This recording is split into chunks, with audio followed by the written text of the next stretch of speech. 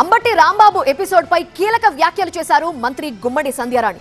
TTD laddu కల్తీ నెయ్యి అంశాన్ని పక్కదారి పట్టించేందుకే అంబటితో వైసీపీ హై డ్రామా క్రియేట్ చేసిందన్నారు. వైసీపీకి నిజంగానే దమ్ము ధైర్యం ఉంటే 11 మంది ఎమ్మెల్యేలు అసెంబ్లీకి రావాలని సవాల్ విసిరారు. టీటీడీ లడ్డూ కల్తీ నెయ్యి అంశంపై చర్చించడానికి సిద్ధమన్నారు గుమ్మడి సంధ్యారాణి. ఎందుకంటే ఇదంతా డైవర్షన్ పాలిటిక్స్.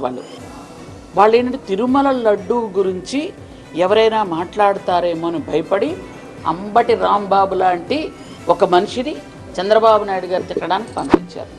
పరమ పవిత్రమైన తిరుపతి లడ్డీని మీరు కల్తీ చేసిన విషయం ఎవరు మర్చిపోరు, దాన్ని పక్కన పెట్టరు ఎవరు కూడా.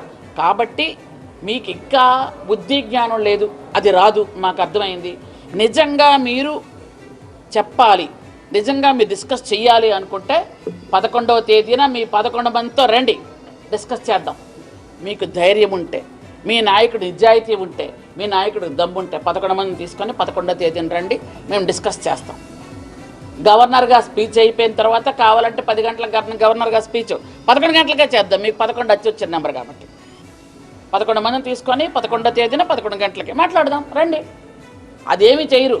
మీరు ఒక దొంగ ప్రెస్ మీట్లు, ఒక కాగితం పట్టుకొని ఆ కాగితం చదివేయటం, ఇది ప్రజలు నమ్మరు, నమ్మే పరిస్థితి లేదు. కాబట్టే 151 నుంచి 11కు వచ్చారు.